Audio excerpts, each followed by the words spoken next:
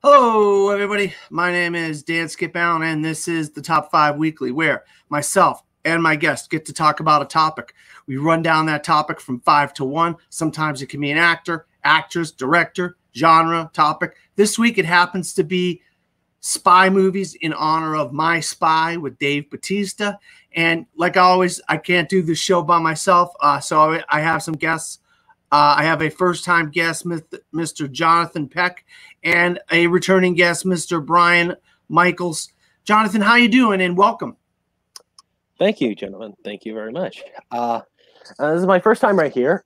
I watched a bunch of episodes right here, Dan right here, and some interesting top 5 lists, which for my list right here, I bought some little mix of variety of some of my choices, some spy movies. There are lots to choose from right here, though. Just really lots to choose from right here. This part of me is a little hard to cut with some of these choices, so I can't wait to talk about them. So, maybe my list might be correlates with one of you. All right, well, there's always some that cross over, and that's part of the fun part of it. But the other fun part of it is things that you have that I don't have, or Brian has that I don't have, or I have that you guys don't have. Then we get to talk about things, and then people, and Brian can attest to this, people will be like, oh, wait, I haven't seen that. Now I got to put that on my list of movies to see. And Nick Curley is a big one for that. He talk about something. Nick's like, oh, crap, I haven't seen that. Let me put that on my list. And he goes and watches it, and then he's like so surprised it was this good or whatever. And that's the great thing about the Top 5 Weekly. We're basically celebrating movies. And for, obviously our ages all vary. And for you, Jonathan, you're a little bit younger. And so you probably haven't seen a lot of the things that Brian and I have seen. So maybe we'll share some things with you that down the road I'm going to see that now. I'm going to go see that now. And once again, Brian, I'm sorry it took so long to get this shit. That's all right. No, I'm happy to be here again. I'm an old veteran at this point. This is like my third show, I think. But I just like to be on shows like this and force my opinions on people. And like you said, maybe even introducing people to things they might not have known about. And but Jonathan's right. I mean, this is a hard one to narrow down. There's a lot of good movies out there. As part of the strategy of this show is like, well, I'm hoping somebody else might have this one so we can talk about it, so I can make room on my list without that one, and we'll see what happens. Yeah, when it comes to spy movies, there's so many. They go back decades. Spy movies go back decades. So there's so many from so many different decades there, and then there's so many different period pieces, so many modern ones. So there's a lot to choose from. But let's not mess around here. Let's get going. Jonathan, you're the new guy on the block. Let's get into your number 5. Whew. I bet. I don't think maybe both of you had this certain movie on the list right here. Like I said early on, I want to give my top 5 lists for a little variety of some of the choices. It doesn't have to be sort of the same movie right here. As a part of me, it's like want to enjoy some certain movies right here. For my number 5, it's more on a comedy scenario, and I'm picking Austin Powers, International Man of Mystery. Brian, do you have that? I do not have that on my list. Neither do I. Great choice, Jonathan. Great choice. I didn't even think about Austin Powers. Man, it completely slipped my mind. Good choice. Well, the reason I pick it on my list because if you were to look mainly the first Austin Powers film right here, it is not only just a great parody of mainly the Sean Connery Bond films right here, it also sort of like subverts it when the person is out of time in general. Mainly is Austin Powers, like mainly from the 60s and transfer over to the 90s realm right here is some of the stuff might be a little outdated and stuff right here. And that's where sort of the comedy comes in right here. It just mainly sort of like how he customize the things right here. Pretty much he gets unfrozen right here. And mainly some of the supporting characters right here with obviously Dr. Evil itself though. And mainly his husband right here, Klaus, and pretty much other characters right here. I love something about Austin Powers right here. I really kind of enjoy right here. And some of the spy stuff right here is actually a little cool and stuff like that. So that's the reason my number 5 right here. I understand none of you guys put it on the list. I didn't even think about it, but I just wanted a little more watchability in general right here. So that's the reason I put Austin Powers at number 5. So Brian, you got any thoughts on Austin Powers, International Man of Mystery? I've never enjoyed Austin Powers as much as a lot of other people. I enjoy it. I think it's fun. I don't know if it was enough to cover 3 movies. And it's one of those things that also I think friends and people just overquoted it and stuff to the point I got kind of sick of it at the time. But I mean, it's a funny movie. I like Mike Myers. He's got a lot of funny parts to it. It is one I considered. It would have made my list of, if I made like 20 of these, I would have put on there. But while it's not my favorite spy comedy, it's I can respect it being on someone else's list. Yeah, honestly, Jonathan, I completely forgot all about it, but I do love the Austin Powers movies. I love Mike Myers. This is when he was in his prime, where he was just coming out with Austin Powers and Shrek and all this stuff. Then he did have a few bombs after this, but there's so many enjoyable moments. They do take off of the Sean Connery, James mainly Bond. Mainly the chaser. Yeah, and the villains, and it is fun to see that kind of take off on the genre. Brian, what is your number 5? I decided to use my number 5 for a spy comedy as well. It's one that not a lot of people have seen, and some people that have seen don't really like it, but I think it's hilarious, and that is one called The Brothers Grimsby, or as released in Europe, just called Grimsby. All right. This is Sacha Baron Cohen, who you know from. Hold on, Jonathan. Do you have The Brothers Grimsby? God, no. Neither do I. I assume nobody would. It's Sacha Baron Cohen, who you know from Borat and other things like that. Basically, it's him and his brother were separated, when they were young kids, and Sacha Baron Cohen's character just becomes like this, hooligan, living in the slums in England. Meanwhile, his brother goes off and becomes like this super secret agent with MI6. And then at some point, he meets up with them, and they have to go together on this adventure. And it's just, it's an interesting comedy. There are some real gross out scenes in it, but I was like rolling on the floor laughing so hard at some of them. There's a scene with an elephant. I won't tell you anything more than that, but just if you want to see it, Google Elephant Grimsby. You will never forget the scene. Don't read about it. Just watch it. If you really want to entertain me, record your reaction for me. But it's just a very funny movie. And as far as spy comedies go, it's just something that, like I said, just had me rolling on the floor. And so I decided I want to have a comedy in there. That's what I use. I had a press screening of this, and for whatever reason, I didn't go to it. And I never did see the movie after that. So I really have no context to talk about. Not a lot of people have seen it. It got a lot of bad word of mouth, which I don't understand because I found it very funny. But that's is it? Am I mistaken? This isn't Ryan Johnson, is it?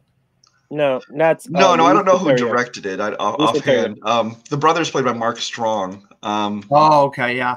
Directed by it's directed by Louis Leterrier. He did Now You See Me and The Incredible Hulk and some other things. Okay, yeah. So I never did see it. I wanted to see. I just never got around to it. Jonathan, you got any thoughts on The Brothers Grimsby? Yeah, I saw this movie on cable, and I laughed it 4 times. You laughed 4 times. Okay. Yeah, yeah. I'll say this to Brian right here, though. It's really. I'll just say this, it brings us wow, all that stuff though. I don't know, it might be sort of a good thing or maybe a bad thing for me right here. I'm a little half and half a bit on some of the movies right here. Yeah, some of the jokes are funny right here. I do agree on the elephant part right here though. But for me, I don't find this kind of the rest of the movie right here just a little bit more. Oh, it's definitely not for everybody. I wouldn't blame anybody who didn't like it. It's just it's for certain tastes, you would really enjoy it. Yeah. All right, so that's getting to my number 5. And once again, this is weird. We all picked a comedy as our number 5. I'll tell you what. I'm going to go into this movie. When I went into this movie, I really did not have very many expectations because I've been watching this actress's movies previously, and I just wasn't a fan of them. And then when I saw this movie, I'm like, holy crap, this is so much fun. And it was so funny, and it just took off on the spy tropes and just ran with it. And that is Spy, starring Melissa McCarthy. Comedy. Does anybody have that on their list? No. Name my honorables. Honorable. Yeah, well, so Melissa McCarthy is just basically the technical person where she's in the ear of Agent Fine. And, Agent Fine is played by Jude Law. And he's fine. And he's got this whole James Bond look about him and his whole James Bond. And she's like the agent in his ear. And something happens to him. And so she is forced to get out into the field and find out what's going on. And then you have the other side of that, British James Bond type spy character, and then you got Jason Statham. But Jason Statham is taking it in a totally different direction, which is great because you have 3 different ways of handling the spy genre within the same movie. And it's from Paul Feig. Paul Feig, who did Bridesmaids, Ghostbusters. He's done so many good movies. He really understands the female side of things when it comes to acting and directing, and he gets these characters. He seems to really get these characters. And this is basically his take on the spy genre. And there's so many funny scenes. There's banter between Melissa McCarthy and Jason Statham, and then Selma Hayek and Melissa McCarthy. This is some of the most ad-libbing, crazy banter that goes on. And so if you really love spy movies, I recommend, and if you're not the biggest Melissa McCarthy fan, I'll tell you right now, this is one of the better ones she's been in, and it's really funny, and it really takes off on the spy genre. Jonathan, you got any thoughts on Spy? Okay, I have, but first off, a little correction on you. I don't think Salma Hayek is in that movie. I think you're referring to like Rose Byrne. No, Selma Hayek is like a villain, I think. Rose Byrne is the villain. Is the villain? All right, my fault. My fault. I thought it was Selma Hayek. My bad. That's all right. All right. Yeah, Spy is one of my honorable mentions. It got very closer here. I had to pick a difference between this or Austin Powers right here. And I'll say this. Spy, I agree with you. It's very funny, very hilarious right here. And all the things you said, I do agree with. And also, I'm going to piggyback one set. The unsung coming here on this movie is Rose Byrne, though. Like, she is hysterical right here. Mainly itself, when he was trying to find the intruder right here on trying to poison her right here. And the guy right here is about to verge to die. And that dying guy is like this, and he keeps doing like this. I die laughing by doing it right here, though. And he was during the plane afterwards right here, just a little frustrated and confused right here. There's so much parts of the movie I do really like right here. It got very close for me for putting in my top 5, so that's a good choice. Brian, you got any thoughts on Spy? You know, at the time I saw this movie, I was coming off, like you said, a string of Melissa McCarthy movies that I just did not care for at all. She was kind of doing those, Identity Thief and I can't remember some other ones, and then The Heat, which I really didn't like The Heat. And then so I went into this one just expecting to hate it, and I was actually pleasantly surprised. Now part of that was due to Jason Statham was awesome. Rose Byrne, I will watch anything that she's in. But even Melissa McCarthy, I thought was all right in this. I kind of want to rewatch it now that I'm years removed from kind of that string of real slapsticky comedies that she did, because I think I'd probably enjoy it if I watched more now. But even at the time, compared to what she did before that, I was actually pleasantly surprised by this movie. And what's the guy? He played the Tick, Peter Serafinowicz. He's in it as like this Italian, like secret agent. And he's hilarious. There's so many takeoffs on the spy genre and different types of spies. That's what's kind of funny about it as well. All right, so going back to Jonathan with his number 4. Wow. Okay, then. My number 4 is to be the first drama one of Spy. Is 2011, I think, is Tinker Tailor Soldier Spy. Oh, hold on there, Jonathan. We have to go to Brian. Brian, what's your number 4? My number 4 is Angelina Jolie's Salt. Oh, I don't have Salt. Jonathan, do you have Salt? Never seen it. No, you haven't? It's good. Brian, go ahead.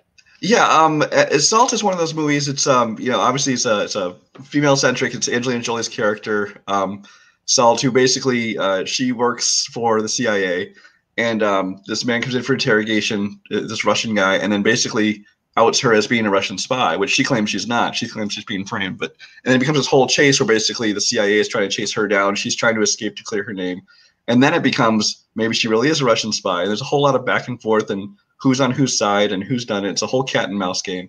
But I thought it was very well done. I thought the action was very well done. I thought Angelina handled the character very well. And it's got a supporting cast. It's got Chiwetel Ejiofor is in it. I'm trying to remember. I just blanked out on his name.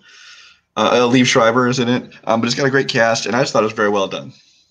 Good movie. I'll tell you, Angelina Jolie was coming off of a lot of different types of things before this. And then when she did this, I was like, all right, Now you're talking Angelina Jolie. You know, she's doing the Tomb Raider. She was doing the Girl Interrupted. She was doing some things you think, okay, then she did this, and you're like, yes, this is what I want to see Angelina Jolie do. Mm-hmm. And I really love Salt. I'm glad you had it on your list, Brian. Very good Angelina Jolie and spy film. Jonathan, you never saw Salt, so you don't have any thoughts on it, right? No. Okay. So we're going to go to my number 4, and hopefully, I'll be shocked if anybody doesn't have this, but if you don't, Brian and I are a little bit older than you, Jonathan. There was a show back in the day called The Man from U.N.C.L.E. Well, they did a movie called The Man from U.N.C.L.E. Does anybody happen to have that on their list? It did not make my final cut. Same thing. So The Man from U.N.C.L.E. is based off of a TV show, and this version is directed by Guy Ritchie, and it stars Henry Cavill and Armie Hammer. Armie Hammer, Henry Cavill, Alicia Vikander, Armie Hammer, Hugh Grant. They're all in this. And I'll tell you right now, I absolutely love this film. It didn't make a lot of box office. It came out in August, and it was like one of these movies that kind of slipped through, and people were like, oh, they're going to do a sequel of this movie. And then it didn't make a lot of money. We never did get a sequel of this because Armie Hammer was like on the rise at that time. Mm-hmm. Alicia Vikander was on the rise. Henry Cavill was on the rise. Like, oh boy, here we go. This could be the next big kind of franchise. And with Guy Ritchie's kinetic style of dialogue and camera movements, that might actually work for this. And it did work for this for me. And it takes place in the 60s, so it's the Cold War. It's bombs. Elizabeth Debicki is the villain. And, I'll tell you what, the clothes, the cars, the whole world that it takes place in, it was really fantastic. I really enjoyed The Man from U.N.C.L.E., and I wanted a sequel so bad. And, Alicia Vikander had just been like blowing up at this point, and she was fantastic. They had the clothes. She looked gorgeous in some of those 60s outfits and stuff like that. And I think they took the TV show and went to the next level with it, and it was really enjoyable. Jonathan, you got any thoughts from The Man from U.N.C.L.E.? Yeah, actually, yes. I didn't see this movie in theaters. I watched it on I think it was on HBO when they saw The Man from U.N.C.L.E., and I actually really enjoyed the movie, though. Yeah, I think the reason I don't think it didn't do that well, I think it was August 2015, because I think it was another certain spy film right here. Around that time, it's kind of gotten away with it right here. And also, I actually love that back and forth and him, Cavill, and Hammer doing wells right here, though. And also one of the films that I really see Cavill really branching out outside of Superman, though. And when he once branches out, Superman here, he's really charismatic and charming and well done in this movie right here, though. And I actually like the little sub pieces right here. It mainly was the Jesse, and even some instances when the two agents first met each other right here, though. That just sort of look a good cat and mouse game right here, sort of getting to know each other right here. So it didn't make my final 5, but it was one of my honorable ones, and it's a very good one. I'll tell you what, there's a great scene at the beginning of this movie. I mean, you want to talk about, they don't mess around. They get you right into it right off the bat. And you're like, okay, here we go. Brian, you got any thoughts on Man from U.N.C.L.E.? It made my short list. It just didn't make my final cut to 5. I think I remember the show existing when I was a kid, and I've seen bits and pieces of it. I don't remember watching it on any kind of regular basis when I was younger. But I, like in reruns and stuff on TV, I'd seen bits and pieces of it. So I went into the movie not really knowing much about it, but especially with Hammer and Cavill, I loved the chemistry between them. Elizabeth Debicki and Alicia Vikander both did excellent jobs. I'm not a big fan of the whole 60s era, so that kind of, maybe if it was more modern, I might have even liked it a little bit more. But I did enjoy what I saw, and like I said, it just missed my final cut. All right, so that was my number 4. We're going back to Jonathan. What's your number 3, Jonathan?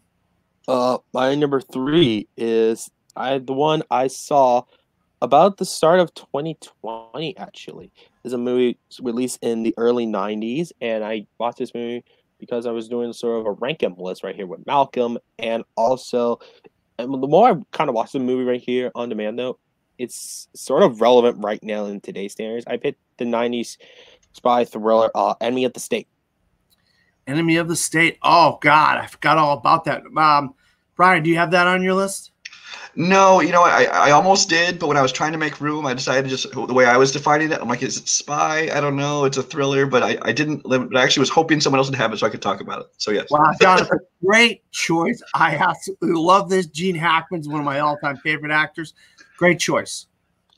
Yeah. The reason why I picked Enemy of the State because I was watching sort of a what if scenario that what if we sort of tracking around you that might sort of ruin your life around here, and basically some of the stuff around based on corruption, the NSA around that time. And keep this in mind, like when I said it was sort of like kind of past this time right here, mainly John Boyd's character is sort of like around the head like the NSA right here, and he has to sort of this act right here. This is a couple more years before the Patriot Act around here and that time out. And then also, if you watch the film again, look at his birthday right here, though.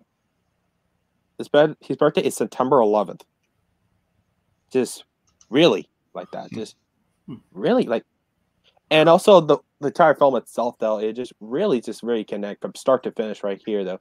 It just mainly right here, and they'll be seeing where they killed the senator right here. Mainly there's a chase around the alleys with Jason Lee, who really gets brutally killed by a fire truck right here, though. And mainly just sort of him with Will Smith and Gene Hackman right here, the back and forth around here. And it's sort of a cool final scene with him making the shootouts right here. And even the spy techniques right here, the people are trying to get them back right here, though. And I thought it was very well done. It was well crafted by Tony Scott right here. So the more I watch it again on demand, though, it just really sort of like, if you're planning to watch this movie, it's probably more relevant right now in 2020 you see back in 1998. So that's the reason I chose it. Yeah. No, you're right about that, John. It didn't even dawn on me until you said that. I was, oh my God, yeah, he's right about that. Brian, you got any thoughts about Enemy of the State? Yeah, like I said, I was actually hoping somebody else put this on their list because I had to make room on mine, and I really enjoy Enemy of the State. It's Tony Scott. I actually, I believe, directed this. Yes. Yeah. Yes. And he actually, I like better than Ridley Scott. I love his movies. And this one especially, I mean, there's such a great cast assembled. I mean, there's obviously Gene Hackman and Will Smith, but then all the way down to like, the guys in the tech band, you got Seth Green and all these people. And I just love the cast they assembled there. And it's very kinetic. I mean, the whole movie's just constantly moving and moving. And it's just very well done. And I'm very happy that you put it on his list. Thank you. Yeah, it's one of my favorite Will Smith movies, but also one of my favorite Gene Hackman movies.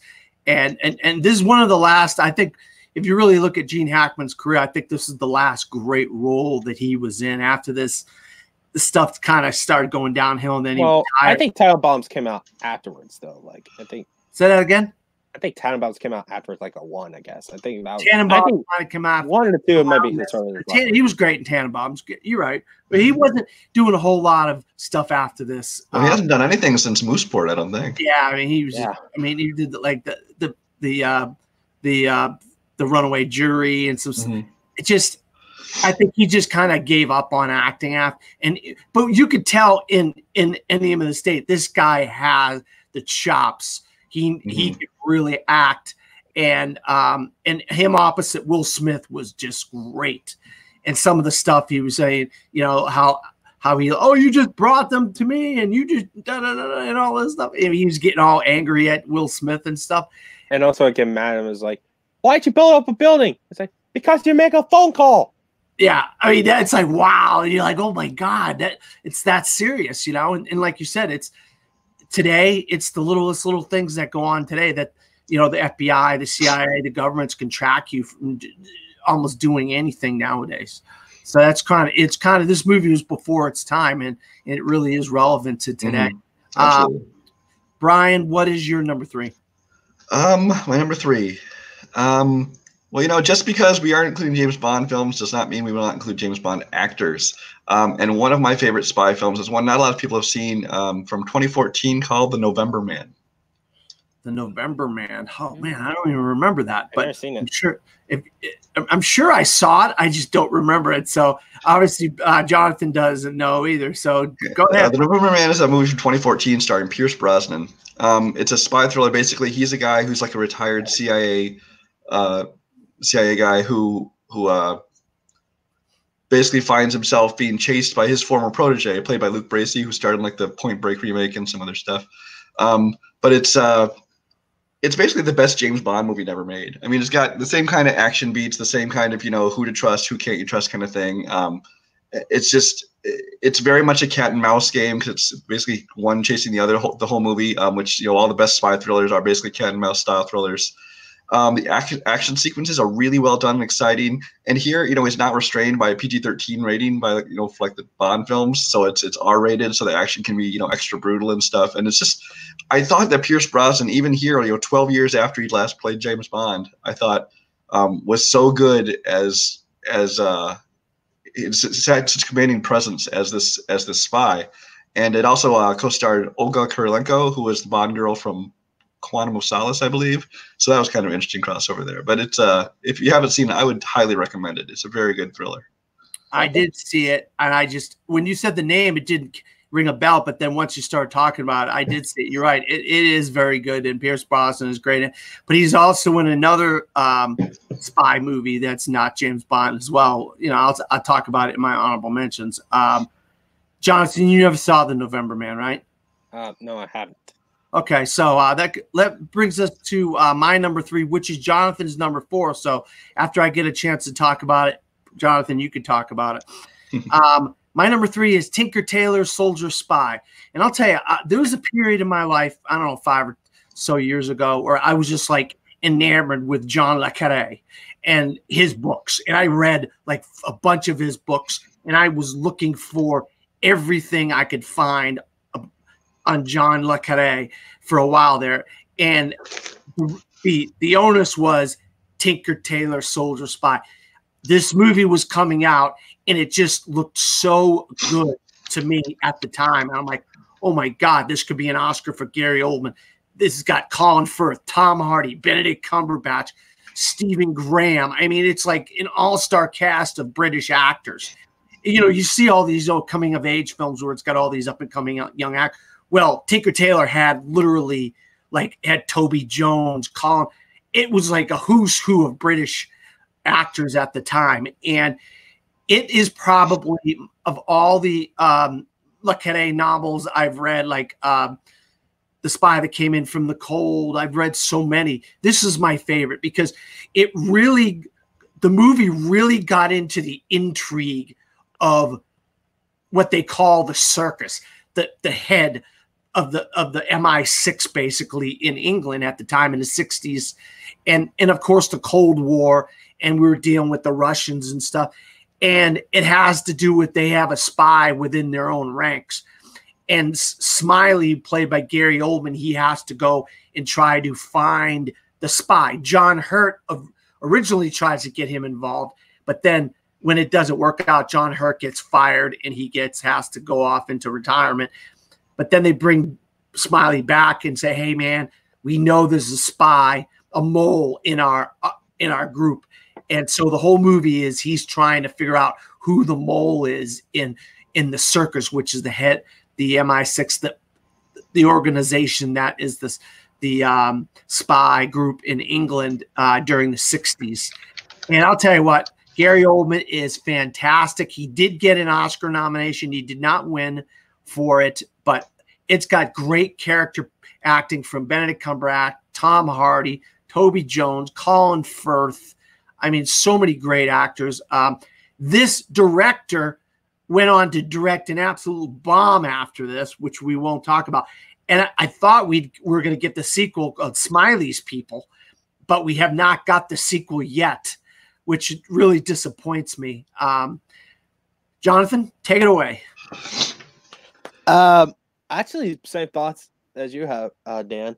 I actually love this movie right here, though. And this is probably the closest thing that Gary Oldman has in an Oscar before he actually won the Oscar for Darkest Hour right here, though. And I love the ensemble cast right here with him, Colin Firth, Tom Hardy, Mark Strong, Karen Hines, Benedict Cumberbatch, Steve Graham, Tony Jones, the late great John Hurt. Like, all the cast around is really good to bomb. It's just like my favorite moment in the movie. It doesn't have to be more a spy scene.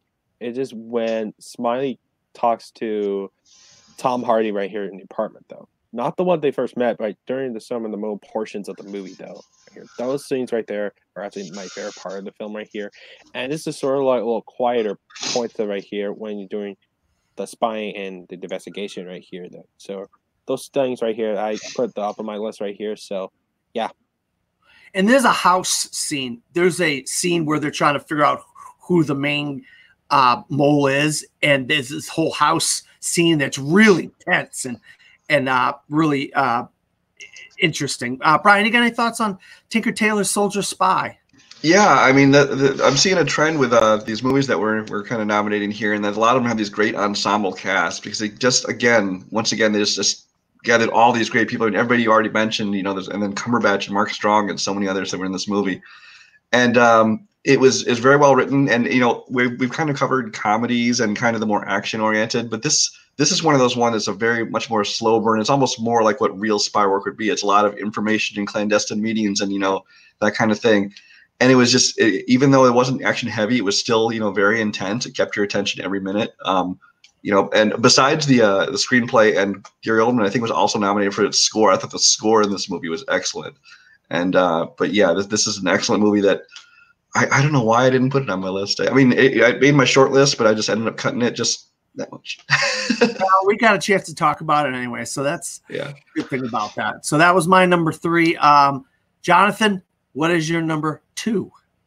All right, my number 2 is going to be an action film right here in the mid-90s. It actually started a franchise, but I had to pick one of a certain franchise right here. And my number 2, I picked 96, Mission Impossible, the first one. Oh, I do not have that one on my list. Brian, do you have any of the Mission Impossibles or Mission Impossible on your list? I did not put on my list. I have a different Mission Impossible movie, and because they are all separate and they're not like intertwined or anything like that, I'm going to talk about my Mission Impossible movie separate than yours. So go ahead, Jonathan, talk about Mission Impossible. Yeah, this is the one that kind of started all right here. Around the point like the mid-90s, though, like when the film started to get made right here, people thought like Tom Cruise in a sort of action film. Like, keep this in mind, that was way before he became an action star. He was still like a acclaimed actor right here. It was some rom-com right here, though. This is right here, tagline sort of like a 60s property right here throughout right here. And the way he did with the movie is just mainly Brian De Palma's direction in this film is really sort of like a frantic pace right here. And also, you gotta legit have a pay attention real hard and selling the spy stuff right here very carefully, though. My favorite scene in the movie when Ethan Hunt is talking to Kittredge right here and try to like sort of calm a little close-up shots right here. It's like, why it makes you very upset? Kittredge, you see me very upset. And he just throws the gun right here and explodes right here. It just runs off right here. I love the way he's trying to do, like, trying to get this out of Langley, Virginia right here. It was just sort of like almost no dialogue base right here. It was just mainly assignment and clear movements right here. The parts of the movie that really sort of like the seeds and the groundwork for upcoming Mission Impossible films right here. So I think I would just want to give it to sort of franchises due. Just put the first one up there. Yeah, no, makes complete sense. Brian, do you got any thoughts on Mission Impossible? Yeah, Mission Impossible was, if I was doing it like a top 10, this Mission Impossible series would probably have like 3 spots in it. I really was going to put at least one of them into my list, but I ended up not, just because, again, A, I had so many I wanted to fit in here, and B, I kind of figured some other people would, so we get to talk about them. So I took a chance there, and I'm glad I did. As far as this first one, I was really impressed by this movie when it came out. I didn't really watch the TV series, which I think actually worked in my favor, because I know a lot of people that were faithful to the TV series were not happy with what they did with Phelps in the first movie, turned him into a villain and all. But I really liked it. I always remember there's the scene, he's lowered himself into that room, trying to get, and I just remember watching that in the theater. The entire packed theater, silent. It's like they thought that if they made a noise, they would give him away. And I remember seeing that movie and just having a whole theater full of people just completely silent. It was just that people were just that into the movie. And obviously kicked off a great franchise, except for number 2. We'll ignore that one. But otherwise, yeah, I love Mission Impossible. Yeah, I'll tell you what, I got another Mission Impossible movie on my list, so I don't want to talk too much. Nope, it's not 2. No, it's not 2. I really enjoyed this movie, and you could really tell that Tom Cruise was changing directions with this movie, and John Voight is fantastic in it. And you know how many people spoofed that scene, Brian? I mean, like on Saturday Night Live, yeah, like award shows and stuff. Everybody was spoofing, and that became like the thing for the franchise, where he was upping those types of action scenes. You're like, just because every movie it was like another one. You're like, more and more. Now it's just getting insane. Yeah. Yeah. Well, now you're right. Like, they are getting crazy and insane now. But yeah, I really, really enjoyed that movie, Mission Impossible. I had it in my honorable mentions, but I didn't want to put 2 Mission Impossible movies on the list. Right. So Brian, what is your number 2? My number 2 is another female-centric spy movie, and that's from a couple of years ago, and that is Atomic Blonde. Oh wow, yeah. I was gonna put it in my list in another episode of the top 5 weeklies. You know what? I'm not gonna do it on this one. So go ahead, Jonathan. You don't have Atomic Blonde, do you? No. Okay, so go ahead, Brian. Okay. Yeah, Atomic Blonde is based on a 2012 graphic novel called The Coldest City, which actually was the working title of the movie till they changed it later on. But it stars Charlize Theron. Again, it's one of those ones where it's a spy, and then kind of throughout the movie, you're not totally sure whose on, which is kind of, a staple of the spy genre. But I just loved the way it was done. I thought the style of it was great. The look of it, the 80s soundtrack, the whole 80s setting was very well done. It was directed by David Leitch, one of the guys behind John Wick movies. And you can tell too, because they start out as like fight and stunt coordinators, and you can tell because the action movies, the fighting scenes in this are just so brutal and intense, and you feel every punch, and it's just, I loved the whole movie, but especially those fight scenes, I think really made it. And Charlize Theron again puts forth a great performance. I think that she gets overlooked a lot, especially in the movies that aren't like Oscar bait movies. But even stuff like this, I think she really shows that she's a great actress. And but really, it's just a matter of the style of it is what really won me over, because I thought it was unique. I thought it looked different. I thought it felt different, and I really liked the way it was done. Yeah, no, I love the era that this film was set in the 80s.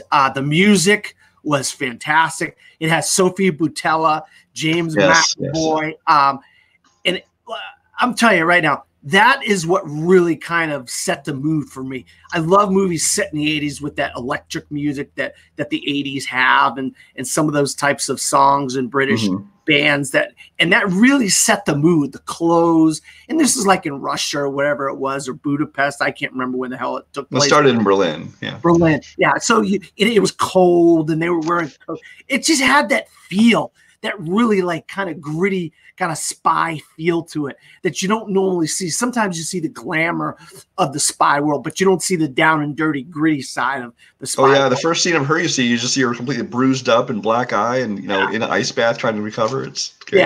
Yeah, and this is one of the better ones that really show it's the spy life isn't all glamour. It can be pretty rough, and set in that cold part of the world, that cold part of the those countries, European, Eastern Europe, it really set the mood for what this film was, and I was very, very surprised how much I enjoyed Atomic Blonde. Jonathan, you got any thoughts on Atomic Blonde? I'll keep mine very short though. I only seen it once right here on TV, and I liked it though. I actually agree with both of you. The action scenes were great right here, and I love the aesthetic in the 80s. And that's kind of all I can say I remember about the movie, though. I like parts of the movie I really do like. I got very close to learning it. I didn't consider it to put on my list, though, but that's actually a good one. And I need to rewatch it again, though, so I can much I do. Actually, I'm going to be rewatching it pretty soon because I have another list that I'm going to be doing pretty soon. So I might just put this in the old Blu-ray player, and I got the 4K, so I might actually watch it on 4K. It'll look nice in there, yeah. Yeah. So, okay. So that was Brian's number 2. My number 2, and like I said, just say, hold on if it's on your list at number 1. Kingsman: The Secret Circle. Does anybody have the Kingsman? I do not. Very close. It's the very first. That's the title, right? The Kingsman: The Secret Circle. The first one, yes. Yeah. I have the first Kingsman on my list as number 2. So neither of y'all have the Kingsman? No. All right. So I get to talk about this. Matthew Vaughn, I'll tell you right now, he took a comic book And this is a spy-centric comic. But what I love about it is it talks about that this world existed hundreds of years, and we're going to get the prequel here pretty soon. It was supposed to already be out, the prequel. Yeah. Into October. Marvel said, you know what? Or Disney said, you know what? We think that might fit better in October. So we're going to take it out of February and put it in October. Boo, boo. I want to see it. We would be seeing it right now. Right. The prequel starring Ralph Fiennes. But this stars Colin Firth, and Colin Firth had been coming off of an Oscar win for The King's Speech. And so it was going to do something different with Colin Firth, but also put him in a place where he fits, this world of spies and the clothes. In Taron Egerton, this is basically his first movie he was ever in that I can recall, the big name movie that he was in. I don't think I remember him before this. And he plays a character by the name of Eggsy. And Colin Firth takes his kid under his wings, and he tries to basically turn him into a spy. And what I love, they have this shop, the Kingsman shop, and they have the clothes and all the gadgets, and then behind some hidden door, there's all these weapons, and there's this whole world of the Kingsman. Then you have this training camp that all these other Kingsmen are picking somebody that's they want to become the new Kingsman, because a Kingsman had died. I believe Galahad. I believe his name was Galahad or something like that, had died. And then one of these group of new recruits is going to replace him. And Mark Strong's in it, is like kind of like the trainer type character. Then you have Michael Caine. He's like the leader of the Kingsmen. And it really goes in depth on this whole world. They established this entire world within this film. And you're like, wow, this is awesome. But then there are some scenes that are just ridiculous. There's a scene set. What's the name of that song from Thor Ragnarok that's in this movie as well? From Led Zeppelin, where they have these mind-controlled devices, and all these guys are just fighting each other to kill each other. And Colin Firth is in this church, and they're just fighting. I don't think it's Led Zeppelin. It's more Leonard Skinner. Isn't it Led Zeppelin, I thought? No, it's Leonard Skinner. Is it Leonard Skinner? Okay. Yeah. Whatever the song is. Freebird. Was it Freebird? Okay, never mind then. I thought it was a song from Thor Ragnarok. My bad. I can't remember everything. That's hardest to remember everything. So there's this fight in this church, and these guys are just fighting, and it's this crazy freaking scene. And you're like, oh my freaking God, this is incredible. And with all that, Sam Jackson is the villain, and he plays it with a lisp, and he's got this lisp, and he uses McDonald's to feed everybody McDonald's. It's the craziest thing you can imagine, but it really brings the spy movie genre to a new level that you didn't see before this. Yeah, you still have the James Bond movies and stuff, but it's like this brought the spy genre back, and it really put it into the forefront once again. And we're getting, like I said, we've gotten a sequel, and now we're getting a prequel to the Kingsman. So hopefully this continues. Matthew Vaughn, what a great director. Jonathan, you got any thoughts about the Kingsman, the Secret Circle? The Secret Service. Service. It's okay. I was putting close to making the list right here. But then I did the last movie evaluating right here. I had to light that one off right here. Everything you said, it's true. I really enjoyed this movie so much, though. It's sort of like from start to finish, pretty much the cast alone, plus the cameo by Mark Hamill right here. And there's something about it, just a little bit more of a surprise throughout the movie, though. Like, mainly is the church scene right here we just mentioned, and also sort of the villain, mainly Sam Jackson's character. It just really sort of, might be probably my top 5 Sam Jackson performances, because he brings a little bit more different than most of his roles, all that stuff, though. It just brings a little bit more, this scenario right here, though. And even when he does villainous deeds, it's like, man, is it really dead? Like, even he was sort of questioning himself by doing it, though. So that's also the thing some aspects of the movie I really enjoyed right here, though. And that's actually a really good choice, by the way. So it didn't make my top 5, though, but that's a very good one. Yeah, that's fine. I mean, it's like we said before the show. There's so many you could choose from. Brian, you got any thoughts on Kingsman: The Secret Service? I really enjoyed Kingsman: Secret Service. I think Matthew Vaughn showed that he really gets Mark Millar's humor when he did Kick-Ass previously. And then so when he did this one, I was really looking forward to this, and it didn't disappoint because it was great. Like I said, Taron Egerton came out of nowhere, and he did a great job. Colin Firth as Galahad. He was actually Galahad. It was Lancelot who died, I believe.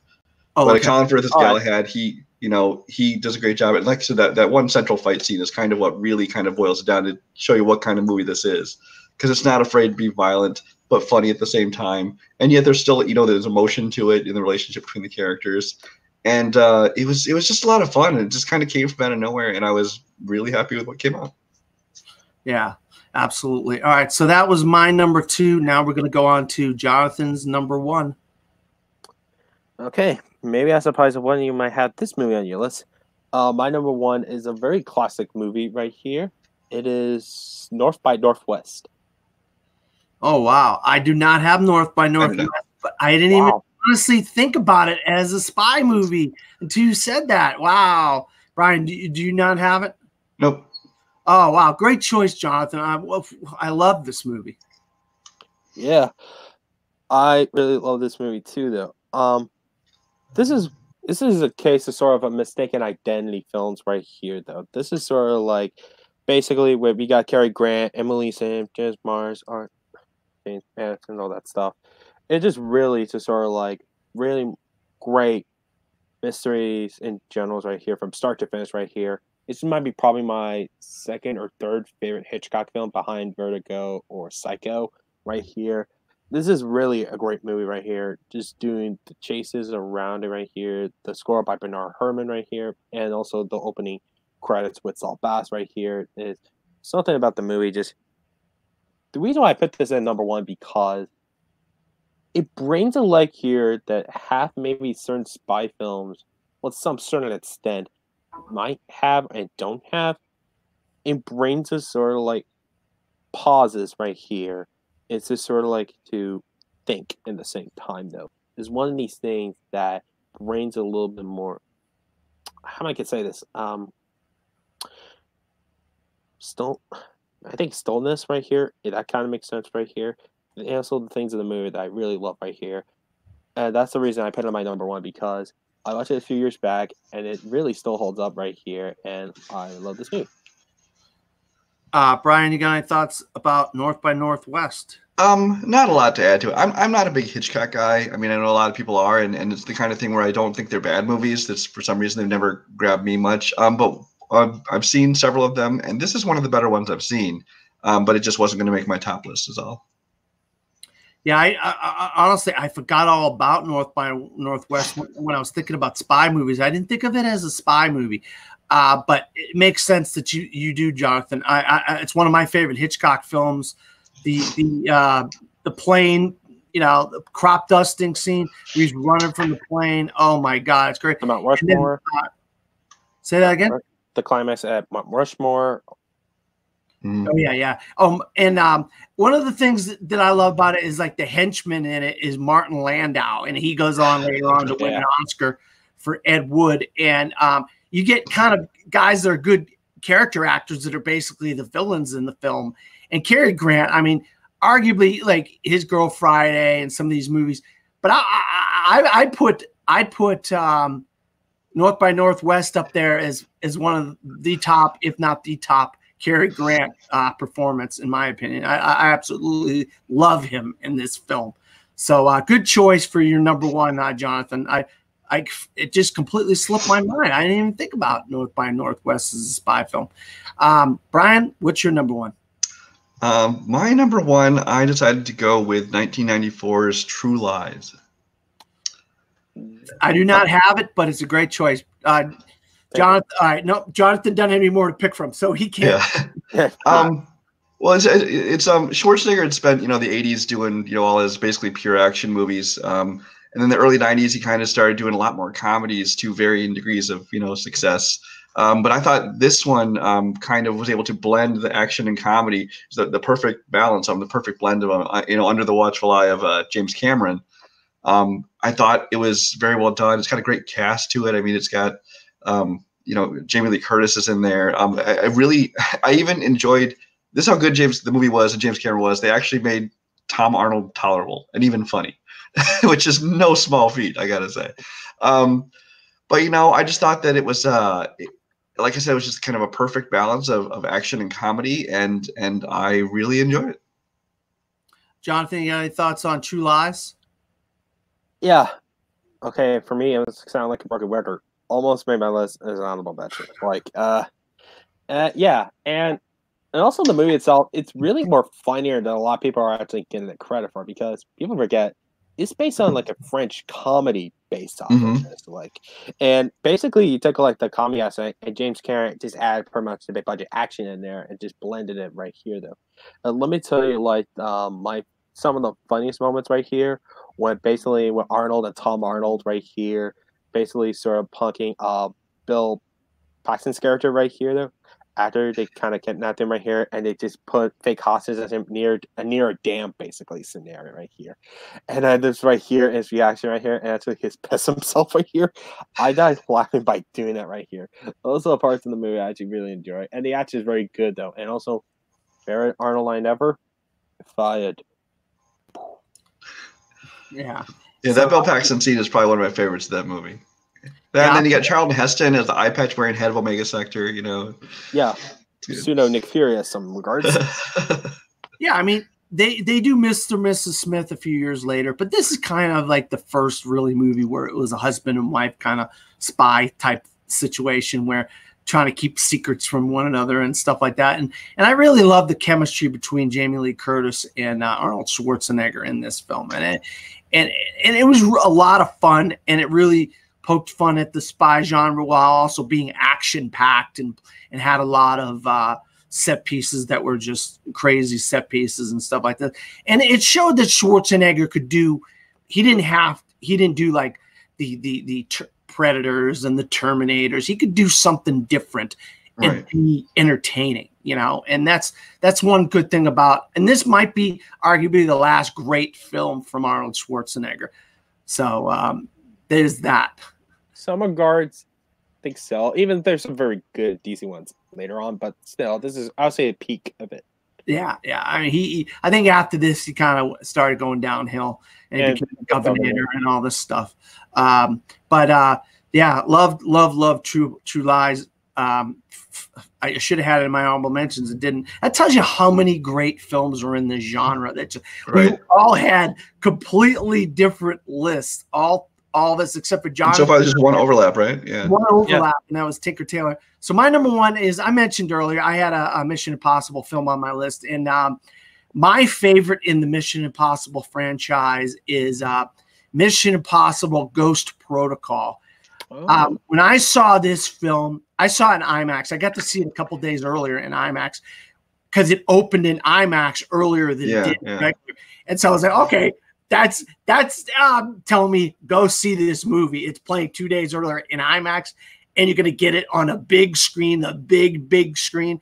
And so I was like, okay, I got to go see this film. And boy, did this movie not disappoint. I mean, Mission Impossible 3 still was kind of like, it had the franchise kind of like to a smaller level still, but Brad Bird took it to the next level and like I said, Tom Cruise did that great scene in Mission Impossible. He is hanging from the Burj Khalifa in this movie, and I'm telling you, I have Fear of Heights. And so when I'm watching this movie in an IMAX screen, I literally thought he was going to fall and die, and I was having vertigo while watching this. That's how incredible this scene is to me. And it's one of the most amazing action set pieces I have ever seen. And I've been watching movies for a long, long time. And this scene, just him hanging on the side of the tallest building in the world, him running from explosions down a highway with clouds, sand clouds Oh, coming. that sandstorm? Yeah. I mean, it introduced Jeremy Renner to the franchise. It had Leah Seydoux. It had Paula Patton in there. This really took this franchise to the next level. And it's a shame Brad Bird hasn't done anything since, except for Incredibles 2. But I thought Tomorrowland, unfortunately. Brad Bird, we need to see more movies from Brad Bird. And we just got Incredibles 2 and Tomorrowland, whatever. I'm like, where is this guy? This guy needs to make more movies. But maybe it had a lot to do with Tom Cruise. You know, maybe the reason why this franchise is so successful is Tom Cruise. And this movie was amazing. I cannot say enough about how incredible this movie was. Jonathan, you got any thoughts on Ghost Protocol? First off, no pun intended. No pun intended. He's incredible. You just mentioned that a few seconds ago. Yeah. I'm actually going to pick up what he said and come back. Actually, he's not sort of retired for live action. I want to see him, even though I love his animation films all that much, though. I want to see more Brad Bird doing live action stuff, mainly action films like this, though. I want to see him just get back right here. I felt like he was sort of taking a break of live action stuff after Tomorrowland didn't do so well right here, critically and commercially. And I want to see him just come back to those type of films right here, just making action-based right here. And the movie itself, though, it's really, really, it's probably my second or third favorite Mission Impossible film right here. They were sort of interchangeable. But this film right here is really good right here. Though. They did something in this movie and maybe previous or Mission Impossible films they don't do. The gadgets don't work. They don't work because even their previous films right here, they always get the gadgets together right here. But when they're trying to get the mask in this film right here, they don't always work. So they had to legit improvise of the situations going on right here. So these are the two parts of the movie that I really like. Even I don't like the villain though, right here in the final part right here, the car chase. I mean, the car parked Stillwell in the final act in the movie though. The points of the movie right here, they're really done right here. And this is, and I don't fault you put this on the list though. It's really fantastic. Brian, you got any thoughts on Ghost Protocol? Yeah, if I was going to put one on my list, it's the one that stayed on my list the longest at the highest point was Ghost Protocol, because I mean, I think that's where the franchise kind of hit its peak, because I mean, I enjoyed all of them except 2, you know, and I've enjoyed all of them since then, but I think that this was the best one for me. And I just think the action sequences, like you said, from the Burj Khalifa to the sandstorm to the prison breakout that he does when he's breaking out of prison in Moscow, that's really well done. If I had one complaint, it's just that they killed off Josh Holloway right at the beginning, and I really liked him. He was just coming off of Lost, where he played Sawyer. I kind of wanted him to be a part of it, but they did get Benji more involved with Simon Pegg, so I enjoyed that. I do remember this is the first movie that my theater had in IMAX, because I'd seen IMAX films where I had to travel like an hour away to see them, but the theater in my city was, you know, changing one of their theaters to IMAX, and I remember this is the movie that was supposed to open there first. And I went there the opening night show, and they were like still sweeping up from, you know, from renovating the place, and so they got it done just in time, and it was worth it because I really enjoyed the IMAX. But yeah, I mean, it's a great movie. Brad Bird did a great job. While you were talking, just, you know, I was looking up, I guess his next project is a original musical, with the music being done by Michael Giacchino. Oh wow! And it's gonna have like 20 minutes of animation in it too, so. We'll see what that is. Interesting. But Mission Impossible Ghost Protocol is my favorite of the series. Well, good. I'm glad I picked the right one then for you. All right, real quick, Jonathan, some honorable mentions, a couple, 2, 3. All right. Let me put this up real quick. I just want to make sure I get it correctly. Yeah, Carl Honorables. I want to give a shout out to The Thin Man. That was one of my honorable ones right here. Spielberg's Munich right here was a very close one. The Jack Ryan films right here that were sort of a consideration right here. And let me see, the other one I put out is Spy, like you mentioned right here. That was one of my honorables. Same thing with Argo. And just make sure just one more is I think that's it so far. That's one of my honorables. Brian, do you got any honorable mentions? Well, a lot of mine actually end up getting covered. Mission Impossible Ghost Protocol, Enemy of the State. I considered Ronin. I considered Night and Day. I considered I could say the Jack Ryan ones as well. My favorite of those would have been Hunt for Red October, but I decided it wasn't really spy-centric enough to include it. I almost put Mr. and Mrs. Smith till I realized they weren't spies so much as just assassins, so I didn't include that one. But otherwise, yeah, most of mine were covered by you guys, so it worked out well. Yeah.